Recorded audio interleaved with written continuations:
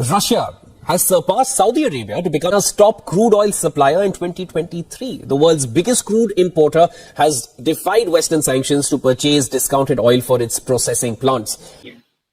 कि जो भारत है उसने अपनी जो इंपोर्ट है रशिया से वो 1% से बढ़ा के 18% तक ले गया। अब ये बेसिकली क्रूड एक्सपोर्ट्स 1% से बढ़ा के 18% पे ले गया कि इंडिया ने रशिया से कि पहले तो वो तेल लेते रहे और भरपूर अंदाज से लेते रहे, धड़ाधड़ लेते रहे। ऐसा तेल उन्होंने लिया उनसे और उस दौरान लेते रहे कि जब जंग चल रही थी, और उसके बाद पूरी दुनिया को वो तेल बरामद भी करते हैं, एक्सपोर्ट भी करते हैं काफ़ी कंट्रीज में। कि इस साल अप्रैल के महीने में भारत ने रूस से बम्पर तेल खरीदा। ये आंकड़े जिसने उड़ा दी है सऊदी से लेकर अमेरिका तक की नींद कि अप्रैल में भारत ने एक महीने पहले की तुलना में अधिक रूसी तेल का आयात किया, लेकिन इराक और सऊदी अरब से कम आयात किया। और जैसे मैंने बताया कि इंडिया वो उन मुल्कों में आता है जिसने तकरीबन ऑलमोस्ट सबसे ज्यादा अपनी इंपोर्ट जो है वो रशियन ऑयल की बढ़ाई है, यानी कि 1% से 18%। इंडिया मंगवा सकता है ऑयल, पाकिस्तान नहीं वो मंगवा सकता, पाकिस्तान के पास पैसे ही नहीं है। खैर हमारे तो हमने तो जाहिर बात है फ्री मांगना होता है या डेफर्ड पेमेंट पे मांगना होता है। अच्छा, मजे की बात है जो रशिया, मेरा आपसे क्वेश्चन ये है कि इंडिया और रशिया की अगर बात की जाए तो इनकी ट्रेड पे पाबंदी है अमेरिका की तरफ से कि ये ट्रेड नहीं कर सकते, खासतौर पे ऑयल के मामले में, लेकिन फिर भी इंडिया रशिया के साथ ट्रेड कर रहा है, धड़ाधड़ कर रहा है। ऑयल ट्रेड कर रहा है, ऑयल के मामले में इंपोर्ट कर रहा है, सनफ्लावर ऑयल इंपोर्ट कर रहा है। आपको क्या लगता है इंडिया क्यों ये पाबंदियों से डरता नहीं? यार असल में पॉइंट ये है कि इंडिया की जो फॉरेन पॉलिसी है ना, that is a lot more forward and बहुत ही ज़्यादा एडवांस।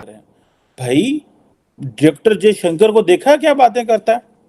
डॉक्टर जयशंकर ने कहा और उसने यूरोपियंस की आंखों में आंखें डाल के कहा और अमेरिकन की आंखों में आंखें डाल के कहा कि भाई हम तेल ले रहे हैं क्योंकि मेरे लिए इंपॉर्टेंट मेरी अवाम है, ये है प्रायोरिटी। और जबकि पाकिस्तान का जो फॉरेन मिनिस्टर है वो क्या कहानियां सुना रहा है। तो अब ये अब Russian oil on discounted price जो है ये पाकिस्तान में हेडलाइंस बनी थी। जो मुसद्दिक मलिक साहब हैं उन्होंने ये कह दिया जनाब हमारी मुलाकातें होगी, तय हो गया, ये हो गया, वो हो गया, बस समझो आया। और ईरान से उन्होंने कहा जी LPG की डोनेशन आएगी। अब देखिए ये अगर हम अपने अवाम के साथ, इसीलिए तो मैं कहता हूं कि हमें सच बोलना शुरू कर देना चाहिए।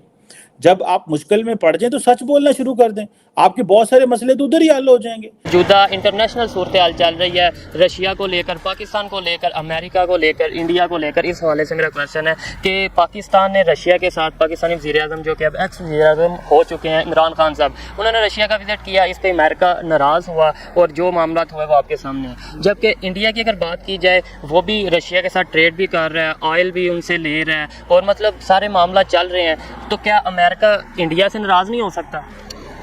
नहीं, इसमें मेरा ज़ाती ख्याल ये है कि जो हमारे यहाँ इंटरनेशनल रिलेशंस के मामलात होते हैं उसमें कोई मतलब जो चीज़ जिस चीज़ पे ये बेस कर रहे होते हैं वो होती है प्रॉफिट और जो पावर के रिलेशंस होते हैं। तो जो पावर का मामला होता है उसमें ये अप्स एंड डाउन्स आते रहते हैं, ठीक है, और उसमें कोई भी चीज़ स्टैगनेंट नहीं होती, ठीक है। मतलब अमेरिका का इंडिया के साथ और रशिया का इंडिया के साथ, रशिया का पाकिस्तान के साथ, ये कोई इसमें जब हम ह्यूमन बिहेवियर्स की, ह्यूमन रिलेशंस की बात करते हैं तो उसमें हमारे यहाँ जो है वो एक ख़ास किस्म की हम इमोशनल लॉयल्टी और इस तरह की बात, जो पावर स्ट्रगल का मामला होता है या पावर रिलेशंस की जहाँ तक बात होती है वहाँ पर ये चीज़ें नहीं होती। वहाँ पर इंटरेस्ट चल रहे होते हैं, इकोनॉमिक इंटरेस्ट चल रहे होते हैं। डेफिनेटली इंटरेस्ट मैटर करते हैं और जो भी कंट्रीज़, जो भी मालिक इस टाइम तरक्की कर रहे हैं वो अपने इंटरेस्ट को देखते हैं, शायद इसी वजह से वो तरक्की कर रहे हैं। जबकि पाकिस्तान में ये देखा जाता है कि जिस मुल्क के साथ हमारी बन नहीं आती, जिस मुल्क के साथ हमारे ताल्लुकात बेहतर नहीं होते, हम उसे ट्रेड ही बंद कर देते हैं। तो इसकी क्या वजह समझते हैं आप? नहीं, जहाँ तक ट्रेड वाली बात कर रहे हैं ना, और ख़ास तौर पर इकोनॉमिक पर्सपेक्टिव में, उसमें उसकी वजह ये है कि हमारे यहाँ जो सूरत हाल रही है कर्ज़ वगैरह की IMF से, वर्ल्ड बैंक से, तो उसकी शराइत ही इतनी ज़्यादा सख्त और ख़ौफनाक होती हैं कि उस सूरत में मतलब पॉसिबल नहीं होता। मतलब आपने अपनी इकोनॉमी चलानी है, इकोनॉमिक्स मुल्क का जो इकोनॉमिक स्ट्रक्चर है उसको किसी ना किसी तरीके से स्टेबल तो करना ही करना है, और उसके लिए ज़ाहिर है आपको जो है वो आपको पैसे लेना पड़ते हैं। ठीक है, आप अपनी उस तरीके से कोई भी किसी भी किस्म की ट्रेड जो है वो जनरेट करने के काबिल नहीं हो रहे हैं, तो उस तरीके से वो जो फिर शराइत जिस तरह की वो तय करते हैं वो मतलब आप उसको जो है वो स्टैटिस्टिक्स देख सकते हैं कि वो कितनी ज़्यादा सख्त होती हैं। इसके अलावा क्या वजह समझते हैं आप?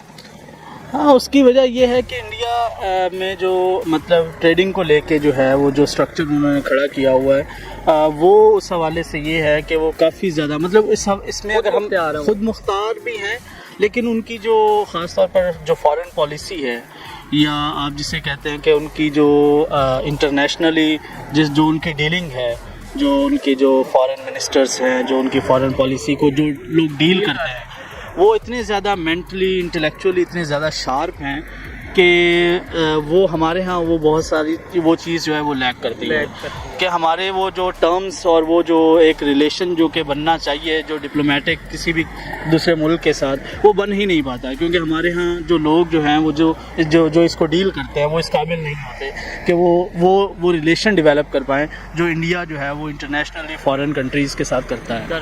आपको नहीं लगता इसकी एक रीज़न ये भी है कि पाकिस्तान अगर किसी के साथ किसी कंट्री के साथ ट्रेड करना चाहे भी तो उसे IMF की शराइत, वर्ल्ड बैंक की शराइत को देखना पड़ता है, उसके बाद जाके, यानी पाकिस्तान अपनी मर्जी से किसी के साथ ट्रेड नहीं कर सकता, जबकि इंडिया फ्री है ट्रेड करने में किसी भी मुल्क के साथ। इवन उसे अमेरिका ने पाबंदी भी उस पर लगाई है कि आपने रशिया के साथ ट्रेड नहीं करनी, लेकिन फिर भी वो ट्रेड कर रहे हैं। हाँ, नहीं, उसमें हमारे यहाँ असल में प्रॉब्लम्स जो है ना हमारे और उनका कंपैरिजन का किसी भी हवाले से बनता नहीं है।